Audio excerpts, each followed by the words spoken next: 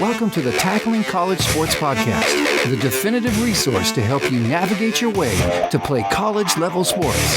Here are your hosts, Chris Legates and Mark Franco, where they want you, the TCS Nation, to be your best.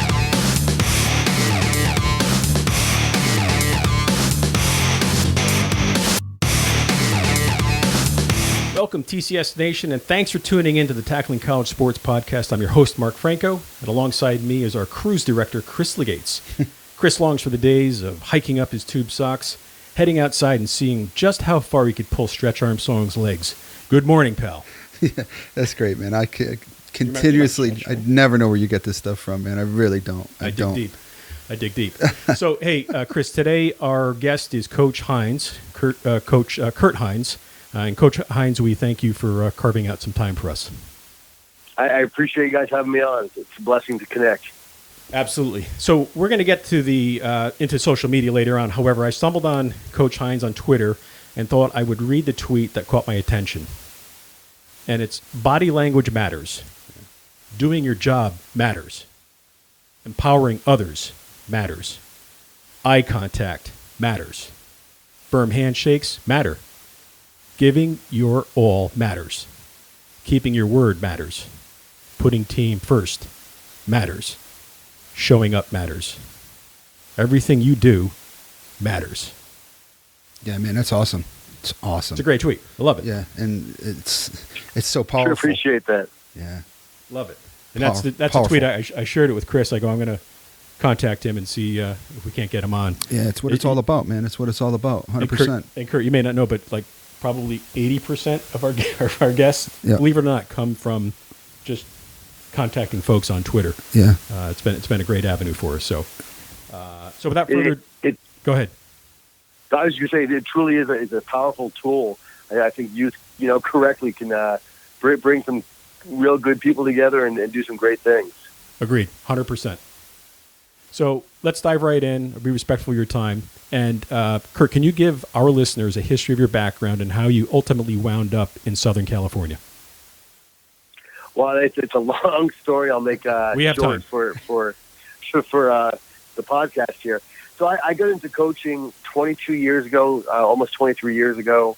I was a college senior, and one of my professors asked me to see if I'd be interested in coaching it was a volunteer coaching position for a special needs flag football team. And I jumped at the chance because I was an elementary education major. And the first time I saw one of the young girls, I think she was in 6th grade, young lady with Down syndrome, catch a football that was probably tossed underhand, if I remember correctly, less than 5 yards away, her eyes just lit up. And I thought, man, I knew I wanted to teach. And I had played football from 2nd grade through college. But I thought, man, I want to coach. I want to see that. So my first few years coaching, my wife and I had children very young. So my first 4 years teaching, I didn't look to coach. My 5th year came around as an elementary school teacher. I reached out to the local high school football coach, just looking to get on staff in any capacity. Wasn't looking for a paid position. Was willing to be a glorified water boy, if you will, but wanted to be around the game again. And it just so happened that this very successful program had a freshman head coaching position open. And that kind of started a passion and a lifetime calling, I truly feel it is, to coach. As I said, going on 22 years now. What brought us from the East Coast out to the West Coast was, as I mentioned, my wife and I had children young. We were 19 when we had our youngest. Or our oldest, rather, and she came out here at school, came out to San Diego State, and you can't help but love the weather here. So we came to visit for a bunch of years, and she's very, very much smarter than I am. But we came out here and visited for about 4 or 5 years, off and on, and never gave it a second thought of moving out here. I'd become a head coach in Bedford, New Hampshire. It was a brand new high school, very blessed to have created, not myself, but we created a powerhouse football program in from the first year of getting our teeth kicked in every week to going to the state championship 3 out of my last 4 years there. We had 122 young men in the program, had just built a brand new weight room. Like things were rolling. We're just loving it. And then my daughter had gone off and not gone off. We approved. It sounded like she ran off. But she had a beautiful wedding. She got married and had a child. So we didn't want to be Skype, as amazing as technology is. Yeah, sure. We didn't want to be Skype grandparents. So we moved out here 4 years ago and haven't looked back. Missed family and friends. Don't miss anything about the weather. But so we ended up in San Diego where we are now. Wow, that's awesome. That's awesome. And I know Bedford, New Hampshire a little bit because there's an indoor soccer facility there. And yes. And I've been there many, many times. I've made that trek up there. So I know Bedford well, and I know the new high school and everything. So it's something I actually have a tie into. So that's a great story, man. That's awesome. It is a great story. So I'm gonna switch gears here, and Kurt, since we connected over Twitter, and I know you're on Instagram and perhaps on other platforms, is the use of social media important to you? It's so important now, and more important than I could have ever imagined. My introduction into probably for most of us, into social media was when Facebook came out. Mm-hmm. Yeah, I never got into the whole MySpace or whatever it was, and Facebook was natural, it was fine, it's fun, and I teach elementary school and coach high school football, but I also paint murals. So Instagram came out, and I'm like, it's a good way to show some of your artwork and connect. And I'm a visual person. When Twitter came out, I wanted nothing to do with it for the first, 4 or 6 years, however long the platform was out. My wife, God bless me, she's my best friend, biggest supporter. She would come to all the away games, and by the time, she would leave right after the game and be home well before we were even halfway home sometimes, depending on how far the trip was. And I would call her and say, hey, who won this game or who won that game, trying to find the scores and the standings. And so finally she said, get on Twitter and you can have that, for that. So I got on originally not to connect with anyone or to network or anything of the sort, but just to keep up with scores of local high school football. Sure. And then I don't know why or how it happened, but it was the day before we left 4 years ago, the day before we left Goffstown, New Hampshire, where we lived, to drive across country. And I remember sitting on the couch looking at my phone, and I hopped on Twitter, and I had something like 1,000 some odd followers. And I remember laughing, going, why did that many people give a rat's tail what I have to say? Yeah, right. Yeah. And it was fun. And then just around that time, I don't know why I decided to, but I posted a video. And it resonated with a good group of people or a good number of people. And then it just kind of exploded. And it's been interesting because it has been such a blessing to open so many doors to connect with gentlemen like yourselves. And it's opened up speaking engagements where I've gone to Utah, Mississippi, and Texas. So, there's a good chance I'm being flown out to Hawaii this summer, lucky you. Which is not a bad thing. Just through the power of social media and kind of sharing your passion. I think it's paramount, and from our young men's standpoint or young women, that's how colleges are recruiting now. I mean, Yep. I can't imagine how much easier, when Huddle came out, Right. how much easier it was for coaches to exchange film as opposed to driving to meet someone in a parking lot and felt like we were doing something shady, but we were just exchanging film with someone. Yeah. Right. I think it's the same level of convenience now, or even greater, for college coaches to sit in their living room or their coach's office, however they do it, and look at someone's film halfway across the world or country or whatever. It's just such a powerful tool. Exactly. Wow. Kurt, you mentioned the recruiting process just now as well. And as you know, our podcast is geared towards student athletes and their parents and trying to help them navigate their way through the recruiting process. Curly, as a successful high school coach, you've had players that have been involved in the recruiting process. What has your advice been to them about the process and how to approach it? Great question. I think some of what I share might resonate with some people, might really irritate others. First thing is I tell them, and we've heard this before, so this is not something that is just my own, but I've often heard it said and shared to enjoy the recruiting process, to not get too stressed out by it, but don't get caught up in it. And what I mean by that is it's really a 40-year decision, the colleges you go to. Not that you can't transfer, and many people do for academic or family or athletic reasons. But that's where so many of us meet your future spouses. That's where you meet connections that you may end up working with or for someone. So I want our young men to realize that it's a lot more than just going to play football somewhere.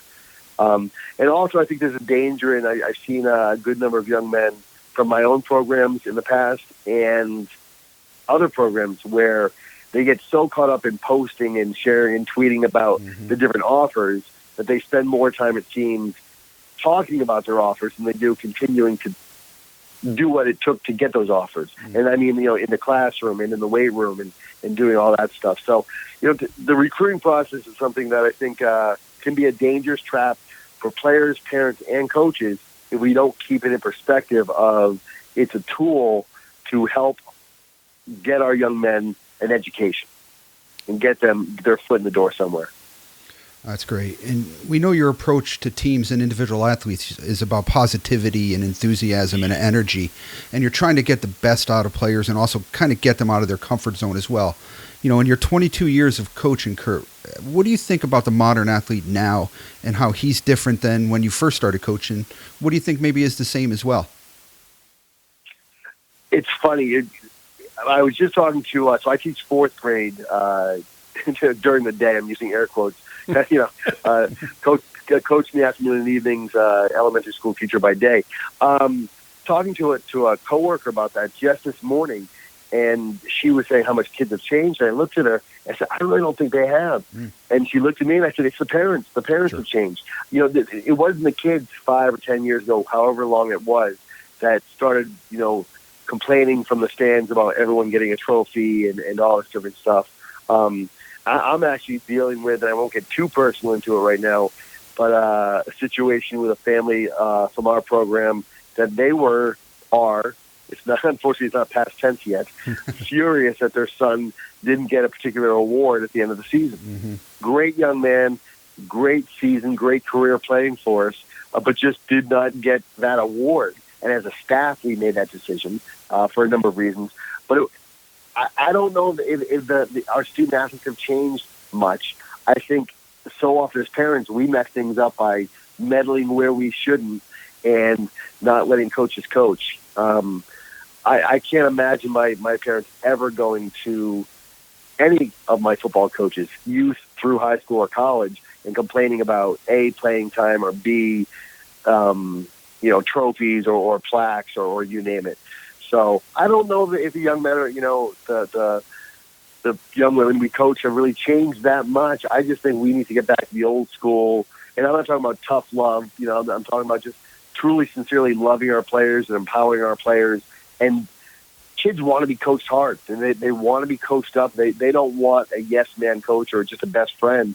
I truly believe that 99.9% of the people we coach want honest, authentic, transparent coaching, not just somebody to tap on the shoulder when they do well. Hey, Kurt, do you agree that most kids are not hearing no enough? Oh, 100%. Yeah. Well, it's that, and I just shared with, I started to do a leadership council with the young men in our program at the end of this past season. And we were talking about, I said, somewhere along the lines, I'm blaming myself, our generation of the parents. Absolutely. We started to teach or feel, and this goes through politics, religion, sports, that defeat or no is a negative thing. And without getting preachy with you guys, I mean, that's when we have our greatest growth, is when the world or society or coach or someone says no. And then we find out, all right, how bad do I want this? How bad do I want the yes? And what am I willing to do to get there? So, yeah, I do. I think as a society, I think we just have turned no into a negative thing and defeat into a negative thing and adversity into a negative thing, where all those things can be powerful tools if we have a strong enough why to get us to where we want to go. And this comes up a lot, and Chris and I discuss this a lot, and a lot of times we revert back to saying that 9/11 had a pretty big impact on how this generation parented kids. And we just think that, it was these sort of overprotection, let's take care of everything for them.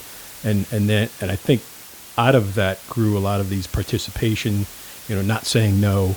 And I think it's a huge disservice. Yeah, that's a great. I'm sitting here kind of with my jaw open because I've never heard it stated that way before, but that's powerful.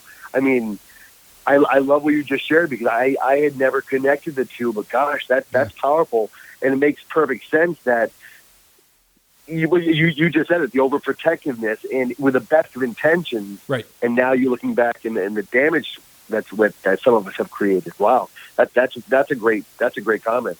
Yeah, that's something we've spoken about at dinners, on the phone, at bars, anywhere where we have a chance to talk about this, and we do quite often. And being involved in the youth game and the college game like I am, and Mark being a youth sport parent as well, we've seen the good, the bad, and the ugly on all ends, as I know you have as well. But just a quick question, kind of piggybacking on what you said before, Kurt. How's your coaching changed in 22 years? You know what's funny? How has it changed in 22 years? I'm definitely a much better coach than I was when I was younger. I think when I first started out coaching and I didn't know what I was doing, the X's and O's, man, I've learned so much more. I thought I knew football when I played, and then I thought I knew football when I started out coaching. And what I know now it's embarrassing to look back, but it's also embarrassing and it's encouraging because I know I have that much more growth ahead of me. So I've grown with my knowledge of the game. One of the things I did really wrong as a young coach was I wanted to be liked by everyone. And I think a lot of us do, and there's nothing wrong by that. But there were times that I should have been more honest with players and more honest with parents. And now as a coach, because I am a firm believer in the power of why. And when other people talk about having thick skin.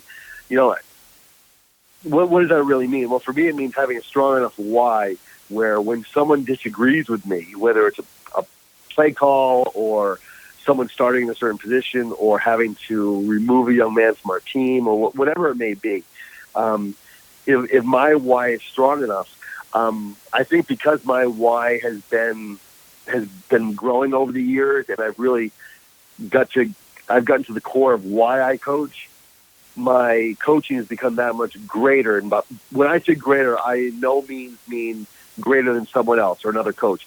But I had an opportunity to speak at several different clinics in Utah. I think it was last summer. And I stood before the group of men, and I said, I'm the greatest. I said, there's not a greater coach in this room than me. And you could see some of them look at me with their eyebrows like, who is this arrogant, or ready to either walk. Yeah, exactly right. How to turn people away, in one sentence. And what I went on to say was, I'm not saying I'm greater than anyone else, but I don't think anyone's greater than me. Right. Because I think so often as in society, we judge our worth, our value, or our success as a coach on the level we coach at. Oh, he's a college coach. He must be better than me. Right. Or he's a coach in the NFL. Or we judge it based on wins and losses.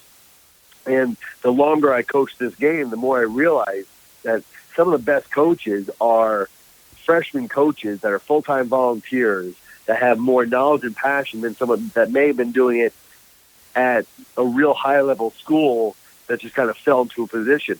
I think the greatest way, aside from X's and O's, that I've grown and changed as a coach is just my understanding of my own why and the importance that has and the role it plays in connecting with and trying to empower not just the young men I coach, but the gentlemen I coach with. Mm-hmm. That's a great point too. That your assistant coaches become people that will go out and take a little bit of your style, add their individuality, and become their own coaches through that method of doing things. One of the questions I do have you before I turn it over to Mark, and you speak of your impact on players. How important is it for, and I wouldn't say an elite player because I do think we throw that term around much, much too easily these days, but how important is it for a successful player to be a quote-unquote student of the game, Kurt? I think I think that's really what separates the good from the great players. Yes. I think students of the game not only take time to study and break down film, but they become a student of the game, understanding the value of strength and conditioning, and when we grow. I always, it's a joke now with our players, but I always ask them, hey, when's your workout over? We have workouts this afternoon, and they know, they better know, they let the freshmen know, your workout's over once your fork hits the plate. When we're in the weight room, we're tearing up on our muscles in a healthy and in a wise way, but it's when we sleep and when we rest and when we eat that our muscles really grow. I think being a student of the game can take a good player and help make them great, and a great player and make them that much more dominant on the field. You've seen players that clearly have had, God-given ability, Kurt, but the majority of them aren't going to run 4.3 40s and stuff of that nature. But how important is a growth mentality for a player to be successful? I'm sorry, how important is the growth mentality? Yeah, I mean, does a player really need to have a growth mentality to become a college-bound player, let's say? I mean, if we're adding student to the game, clearly you got to have some God-given ability. Would you say a third component is a growth mentality? Yeah, and I'm not sure you can correct me. For me, when I hear the term growth mentality, I look at that as the overall being.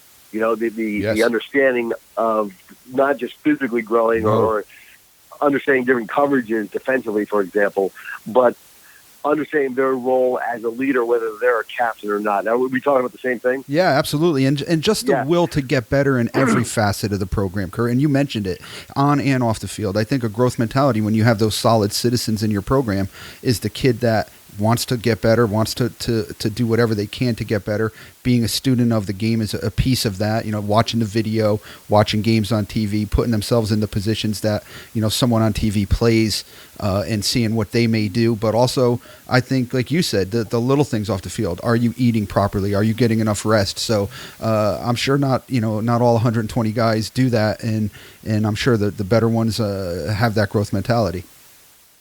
Yeah, absolutely. And we have all seen student athletes that have, just this God-given talent. They have such an athleticism and ability, but they miss too many workouts because they know they're going to start anyways. Right. And I'm not talking about the extreme of the gifted athletes that are punks and that are disrespectful, because very often there are young men who are just and young women, but young men who are gifted athletes who. A little bit of arrogance, but just, hey, no, I can miss some workouts. I'm not talking back to coach. I'm not being disrespectful. I'm not getting kicked out of class, and they're still going to start. I think that also, as you mentioned, the growth mentality helps take that player to such a new level. Yeah. So they realize, hey, I don't want to – I always tell our guys, I want every time you walk in the weight room to realize two things, or keep in the back of your mind. One, I'm either adding or taking away from the energy in this room. And I'm a firm believer that's whether it's the weight room, the practice field, the game field, the locker room, we're always doing one of those two things, adding to the energy or taking away from it. And the second thing I always say to our players is, and I know I did this, I think one of the biggest mistakes we make when we're training is we look around and say, all right, I play tight end, who else am I competing with? And I want to do one more reps than him, or one more squat, or 5 more pounds. And we don't think about the guy we're going to line up against Friday night, or the kid that's going to move into town or transfer from one school to another. And I think those people that have the growth mentality realize that if we're not constantly striving to get 1% better than we were last time, we're either never going to reach our fullest potential, or, as the old adage says, when we line up toe-to-toe with someone, the person that was always striving to do 1% more is going to beat us. I'll tell you what, I'm fired up right now, Kurt. I got my fists clenched. I'm shaking my head right now. So I agree with you 100%, man. It's so great to hear. Mark. We're switching gears once again. Kurt, can you speak about faith and how important that is to you? Yeah, absolutely. It's funny because that's it's something that I know for me personally, my faith is everything. It's and I've gone through, you talk about growth, I was raised by Catholic parents who just taught me some great values, gave me a great foundation. When I met my wife some 25 years ago, whatever it was, 24 years ago, she was Mormon. So I joined the Mormon church and was involved very heavily in that for about 14 years. And just about 7 years ago or so, walked away from any organized religion, if you will, still go to church. We go to a non-denominational Christian church. And without getting preachy, for me, it really comes down to just a relationship with Christ, just a personal relationship. And I think so many of us, and I'm guilty of this, I almost said in the past, I'm always trying to grow. We look at our lives and we compare them with others. And I had a pastor one time that said, when we compare ourselves to axe murderers, we're completely missing the mission of Christ. And what he meant by that was, so many of us, I'm pointing at myself now, say, well, yeah, I might do X, Y, or Z, but I'm not doing what he's doing. Or I'm not doing, and we compare it to other people. And I think, comparison is so often, in my opinion, the thief of joy. I had a buddy of mine that was my line coach in New Hampshire. His wife is from Southern California. They just had a brand new child, or, the first child. So they moved back out here, and he got a head coaching job and I was thrilled for him, where they have like 14 different jersey combinations, and they have their fundraising. It's ridiculous. And for about a day or two, it really started to eat at me, because I love where I am. I love our school here at Coronado High School. But financially, it's not like the island itself. A lot of people look at the island and think, man, they must get the best of everything. And because of the way California is run, as far as politically, right, all the property tax goes to Sacramento, and they decide where the money's quote unquote needed. Yeah. So we have to pay for our own buses. We don't have transportation for any away games. So, and once again, it's a blessing. I love being here. But the reason I share that was because for about a day or two, it really started to eat at me. I thought, man, imagine if I had this, or imagine if I had that. And it had to bring me back to my why. I'm not coaching football so we can have 14 different jersey combinations. Yes, that would be nice. But I'm coaching football to use this platform to help empower people to do more and be more than they ever thought. So, for me, to get back to your question, my faith means everything to me. And it's tough. You try not to be preachy to people. But so often in my mind, it comes back to a quote I had read years ago that said, always preach the gospel, and when necessary, use words. So I don't need to talk about Christ. I don't need to talk about, my faith per se, but if I'm living a Christ-like life, if I'm loving my players, and that goes from the best of the athletes to the kid that can't put his helmet on straight, if I'm truly showing them selfless service, servitude and leadership, I think I'm going to be able to do a pretty good job in helping not just create a program, but helping change lives. I love everything you just said. Now, let me ask you this. Have you experienced any pushback given the current climate that we live in, whether it be on or off the field? I haven't yet. One funny, I'll make it a quick story, was back in New Hampshire, I had a young man that at the end of the game had hurt his knee. So I was walking off the field with he and his father. And his father said, what do we do for John's knee? I said, well, you guys saw Eric, our trainer, ice it, make sure you get the MRI. And I said, pray about it, because we had a big playoff game coming up. And the father, we're walking off the field, and the father and son stopped dead in their tracks, looked at me with not a smile on their face, and said, we don't believe in God. Oh. Now, because I was a lot more foolish than I am now, I looked at them, I said, well, I'll pray for you, and kept walking. That could have been ugly. I was at a public school, as I am now. Long story short, what happened was, unfortunately, the mother and father, 2 years after the son graduated, went through a pretty ugly divorce. But the father sent me this, what would have been, I think, the equivalent of a 5-page, if he printed it out, email, bringing up that moment and saying, where do you go to church? I'd love to check it out. Oh, wow. Now, he was a self-proclaimed atheist that ended up getting baptized. And there were, I'm sure God used so many other people in so many other greater ways than he used me. But for whatever reason, that one moment, that one conversation with that father and son planted a seed. So fortunately, that was not pushed back. But I'm a firm believer. We tell our players all the time, people are always watching what we're doing. Right. As players, as coaches, a great majority of them, because they want to see us succeed. They want to learn from us and watch us. And there will always be those, what do you call them, critics, haters, whatever you want to call them, people out there that are just waiting for us to fail. Right. And that's motivation for me. Not the haters, I'm not saying haters are motivation, but the fact that people are always watching us as Christians, as coaches, as teachers, because it's such an opportunity to not try to live some facade or fake life, but just to live your best lives. And when people see you failing in a game or in life or struggling, but still being that authentic and that transparent, true, positive person, I think it's a powerful tool. That's a great story. Yeah. You know, Kurt, like I spoke to you before we were on the air, 28 years for me now coaching college soccer. And to this day, my philosophy still is that the reason why I coach is to teach people life lessons through our sport.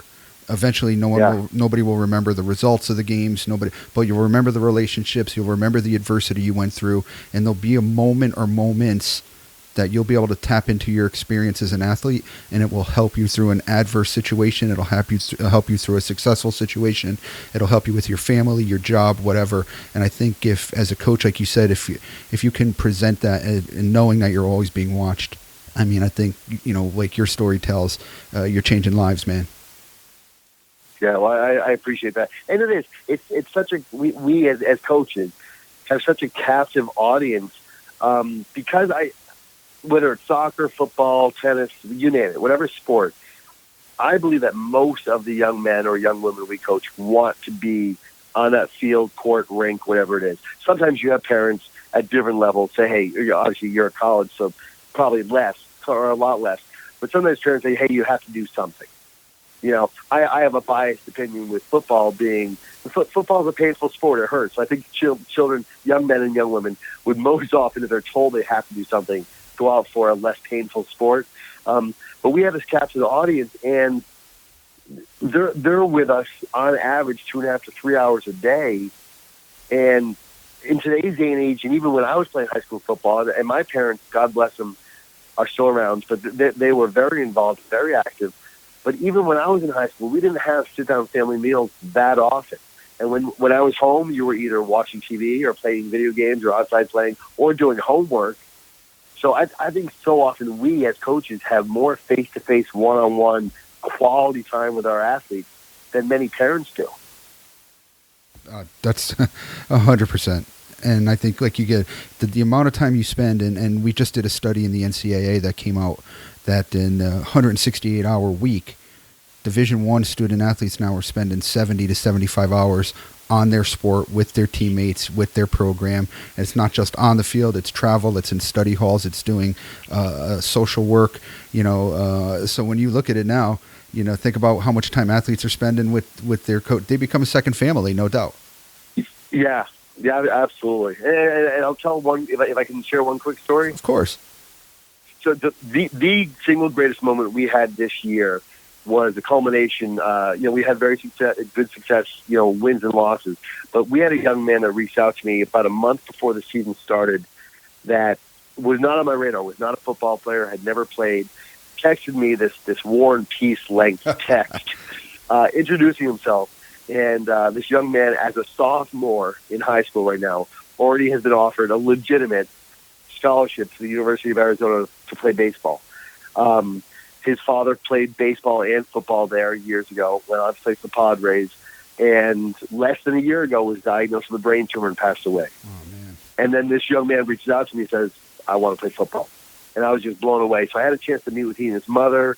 We met in the office for about an hour one day, and I was able to share my testimony and my reason as to why I coach, and as passionate as I am about the violence and the chess match and everything that goes with football, that it's a platform for me to help, to want to change lives. Fast forward to the best thing. He ended up starting for us on offense and defense. And at the end of the season, our final game, we got knocked out of the playoffs in the second round. He sent me a text. I was driving home, and he sent me a text and said, Coach, this might sound weird. And then you could just see the ellipses going. He was gonna. You'll write more. We had said that first, and then I knew there was more. So I was waiting for it. It was kind of like out of the movies. I'm like, all right, what's weird? What is he gonna say? And he said, it feels good to cry about something other than family. Oh, and I thought, man, that's if nothing else, we were able to create a distraction for him for a football season where he could not be in a depressed state and just go home every day because his father was his best friend. Mm-hmm. I'm not by any means looking to or expecting or ever wanting to replace that, but we've had so many conversations during and since the season, this young man and I, where I said to him, I said, Ryan, I said, you know we're going to be each other's lives till the day I die. And he just smiled because I know, Coach. And it's just, for me, that's also that's what it's about. Because as you mentioned, people will forget. Even the rings are going to fade and the trophies are going to fade and tarnish and all this different stuff. But, you know, I don't want to wait till my deathbed, as sometimes people say, and say, hey, I know I made a difference. It's such a blessing to wake up every day, win or lose, and realize that we have the opportunity, if we don't get full of ourselves, we have the opportunity to make a difference every single day as a coach. Right. It's beautiful, man. Beautiful. Kurt, we've seen participation numbers in youth sports decline over the last decade or so. Football seeing some decline due to concussion scares and CTE and some long-term physical effects as well. How do you see the game changing in the future, and what do you think needs to be done to take some of that worry out of the game? I'm going to steal something out, and I'll have to always give credit to you guys. I'm going to steal what you guys shared about 9/11, about the attacks. Yeah. I think sometimes we're being too protective. Where I've had parents that have kept their sons or said, hey, at the end of the season, they're not going to play again, out of fear of concussions. And then I start talking to them, and I don't ever want to have that on my shoulders or my mind or conscience, however you want to phrase it, and talk a young man or a parent into having someone play, and then God forbid them getting seriously injured. I always let the parents know it is a violent sport. I think it's safer than ever. I think between the coaching we have, the technology we have with the equipment and everything, I think it's a safer game than ever.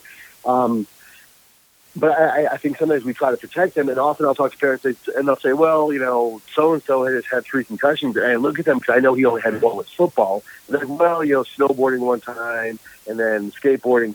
And I think, listen, we can't bubble wrap our children.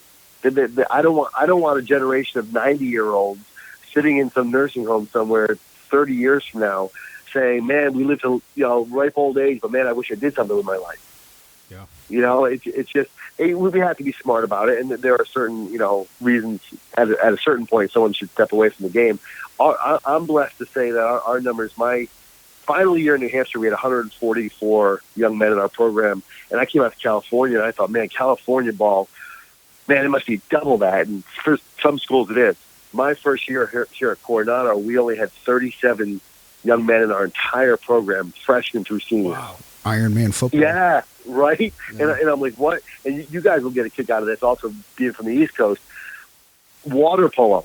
Yeah. I've known that sport existed since watching on the Olympics. Right. I very naively never realized that it starts in Southern California here in Coronado, and it's a fall sport. So I'll see these. Hey, those guys are in shape, you know. I'll tell you.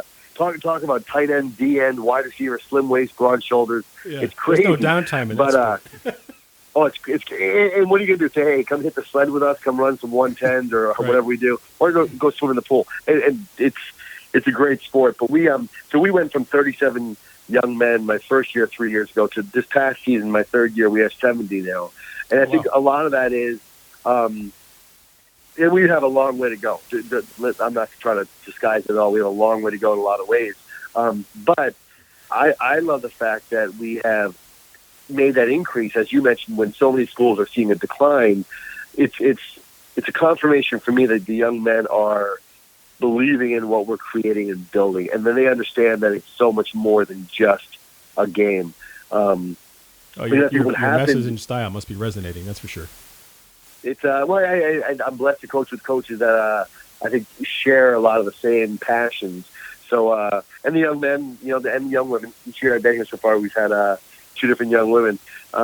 They're talking to their friends, and then you're seeing excitement again. So that's awesome. Yeah.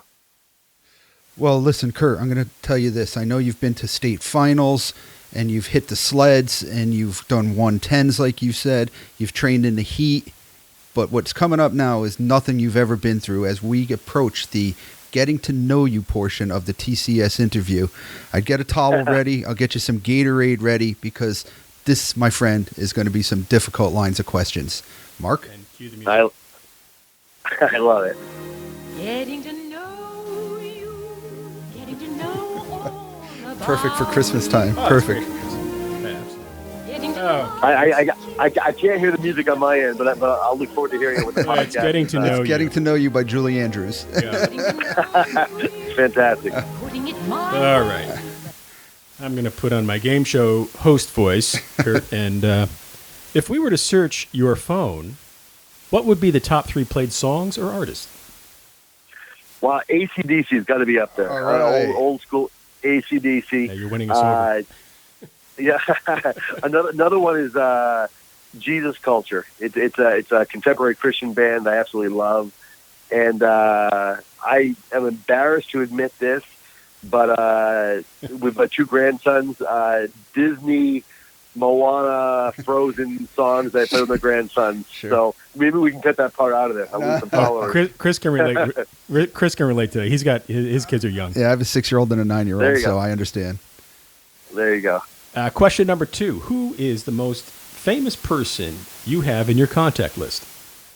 Famous person. I'll give a shout out to in Corey Proctor, who is not famous, but he's the most famous in my book. He played for the Dallas Cowboys. I'm a huge Cowboys fan, even being from the East Coast. I met him when I spoke out in Mississippi, and talking about a man larger than life.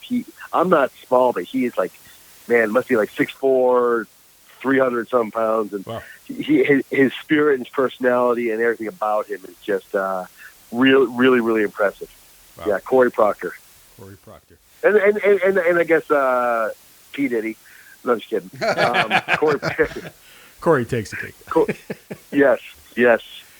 Question number 3: do you have a favorite quote or quotes? You know, one of my favorite quotes that most recently is "Competition breeds success," and I think that resonates for me in any walk of life. You know, when you see someone better than you, whether it's an individual or a program, it's fight or flight. You know, it's going to breed success, or it's going to get the posers to walk away. Sure. So, yeah, competition breeds success. I like it. Number 4: can you give the listeners a little-known fact about yourself? Little known fact about myself. I mentioned briefly, but I'm love painting. I paint murals. I painted murals on walls, ceilings, indoors, outdoors, for years now, and that's a real passion of mine. Oh, that's awesome. That's cool. Yeah, definitely. I got to you got to send us some of that work. I want to see it. Yeah. Absolutely. Question number 5: who's been the biggest influence in your life? You know, I love my father, but and hopefully he doesn't listen to this podcast in particular. But my uncle Bernie, he passed away a few years ago of cancer, but he was one of 13 children. Grew up in Mexico. Wow. He was the hardest working, most blue collar, Christ-like man I've ever met. That just resonated with me, and he's a man that I've always admired. Excellent. Next: if you could have dinner with anyone, dead or alive, who would you choose? This is tough. So I've been asked this question before, and my first answer always has people roll their eyes or get mad at me. I have to say Jesus Christ. Yeah. And I think, man, there's ever been a better human being that's ever walked the earth. From a football standpoint, I think Tony Dungy would definitely be up there. Okay. So I'll just stop at those two, but that'd be a heck of a dinner. Yeah, that would be. Question number 7: if you weren't in Southern California teaching and coaching, what do you think you would be doing? The easy answer is I'd still be in Bedford, New Hampshire teaching and coaching. With Maybe a squall alert by the way. Yeah, that's right. Exactly. You know, I think my modeling days are over, or never even started. It's. I don't know what I would be doing. I absolutely. I think one of way too few people who truly loves what I do. Yeah. I told my students today we had our final day with my 4th graders before Christmas break, and we all share one word every morning and ask each other why they said that word. And I said blessed. And they looked at me and I said, guys, I love you. I love you guys. I love my class. I love what I do. And I don't know what else I'd be doing. Well, if you have a hard time answering that question, that means you're doing Yeah, what that's you true. should be doing. That's right. Yeah. Question number 8: what is one thing that you believe that others might think is crazy? That everything happens for a reason. I firmly believe that. And my brother and I have talked and argued about this many times over the years. He definitely does not agree with that statement. But I'm a firm believer. I don't think we always know the reason. I don't think that's part of God's plan for us to always know it. But I firmly believe everything does have a reason. Yep. And number 9, what's your morning ritual? Morning ritual. Before I roll out of bed every morning, my wife and I say prayer. I hop in the bathroom and put on, I have a contemporary Christian music playlist that I play every morning when I shower to get my mind right. And I would love to say, but I'd be lying, that I run or work out every morning, but that's more of an afternoon, early evening thing. Sure. Minus the run. It's the workout, but not the run. Yeah. Tough on the knees. There you go. Last question I have is, what book are you currently reading or have just read? Yeah, the book I just finished reading for the second time is They Call Me Coach by John Wooden. Oh, yeah, yeah. I think he's a great coach. I haven't. Yeah. Did you like it? I really did. I really did. My all-time favorite book that I've read 3 times now is Inside Out Coaching by Joe Ehrman. And it's such a powerful book for me on, it's really an autobiography about his life. And he played football and lacrosse at Syracuse, went on to play football for the Colts. But he breaks down all coaches, any level, football, soccer, high school football, college, whatever. He says every single coach is either transactional, like a bank transaction, those guys that will only pour into young men or young women to get something from them for their own agenda. So he says they're all transactional or transformational. And that book for me really, added a lot of strength and power to my why as to why I coach. Wow, excellent. Well, let me tell you something, Kurt. Did you not get... I'm impressed. You crushed this line of questioning. Many people on our show have folded under this line of questioning, where they just say, no more, I can't take it. We're going to give you a special theme here because you did get the gold medal for today. He's got special. Usually, and I know you can't hear this, but you'll hear it when we release it. It's a ball getting hit out of the park. But yeah. We're going to go with the Olympic theme. Today we're giving the Olympic theme for you. All right. Yeah. All right. And this was Who doesn't love the Olympic theme? He doesn't sound like he even broke a sweat in his questions. No, he's ready for more. Well, I'll tell you this, Kurt. You did mention your modeling career in those questions, and yes, both Mark and I are 2 very handsome bald men like yourself. Yeah. So if you see maybe a bald magazine would like to hire the 3 of us, Yeah, we can collab. Yeah, I Definitely. mean, I think that's something that a future career for the 3 of us maybe. I love it. My last question for you, Kurt, is this one. What advice do you have for parents of student athletes and what you think maybe their role should be during the high school years as a fan and a parent, but also during the recruiting process? Great question. We actually talk about that with our parents every spring ball and then the beginning of fall ball. And I just ask them to let us coach them, to be their biggest supporter. I think way too many parents often with the best of intentions, but they want to coach from the sidelines or coach from the car ride home or coach from whatever. And there's a time and a place for that. And I think once you step away from coaching your own child, and a lot of parents do that when their kids are younger in wiffle ball or t-ball or whatever it is, I think the biggest role parents should take on is being not their best friend, not their coach, but being their loving parent, being tough when they have to be tough, being supportive when they need to be supportive, and letting coaches and teachers coach and teach and realize that the skin that we have in the game is not some hidden agenda. We want to see them succeed, not just the year or years we have them, but long after. So just to support us. That's beautiful, man. Mark? Excellent. I'm going to wrap up with one last question, Kurt. So we know that you teach 4th grade. And have you taken anything that you've learned in the classroom and applied it to the football field, or perhaps vice versa? Does it work both ways? Oh, absolutely. That's a great question.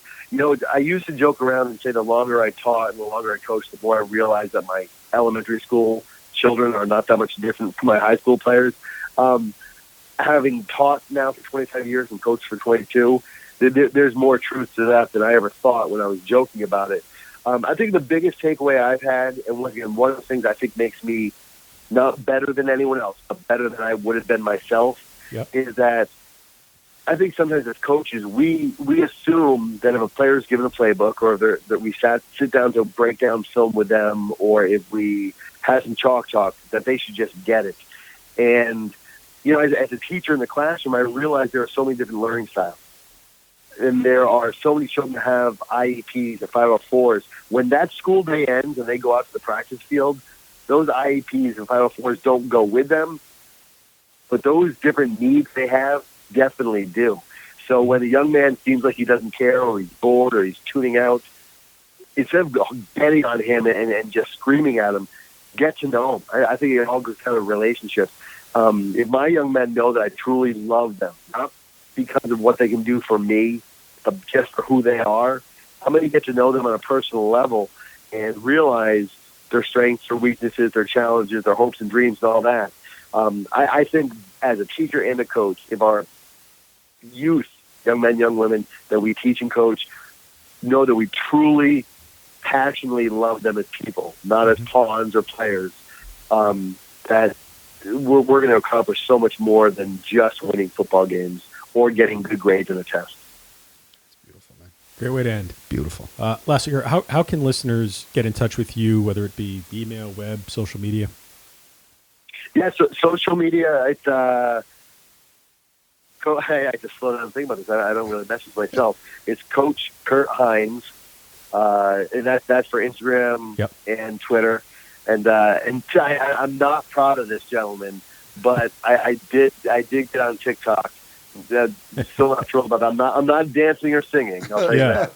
Listen, that platform amazes me. How you can open an account in 1 week and have like 1.5 million followers the following week. It's crazy. It's crazy. It's insane. And then Facebook, it's Kurt Hines. And then email is I do have it's coachkurthines@gmail.com for speaking and different things like that. Okay. But it's fairly easy. And we'll make sure all of that information will go up in the show notes so everyone can access it easily. And then lastly, is there anything you wish to promote or discuss that we haven't covered? No, I appreciate you guys, giving me a chance to come on the show here. And I think that the world is a dark and scary place so often. And when you have people that go out of their way like you guys do to just spread positivity and get people on your show that have a passion for things, I appreciate what you guys do. So I just want to thank you. Well, we have a ton of fun. So yeah, you know what, Kurt? Thank you for your message and your positivity, especially like in a time when sometimes sports are dark. You bring a light to it that really is well appreciated by so many people, and it goes without saying that hopefully it resonates with more and more people, because there needs to be more of that. And from my standpoint and Mark's standpoint, when you do go to Hawaii for that, if you need an opening act, Mark and I are willing to go on a moment's notice. And I'll keep that in mind. 100%. And once again, we appreciate you, Kurt, coming on and taking the time to speak with us, and all the best to you and your family. Merry Christmas. Don't go anywhere. As I rattle off this contact info, you can get in touch with us at tacklingcollegesports.com. Make sure you sign up for either first name and email to be included in the Friday 5, which is a lovely weekly email of 5 sports-related items that come right to your email automatically. Beautiful. Email is info@tacklingcollegesports.com, and then Facebook, of course, at it's Tackling College Sports everything. Twitter, Instagram. That's all you got to know, Tackling College. And then until next time, be your best. Be your best. Your college sports future awaits. So join the TCS Nation and be your best.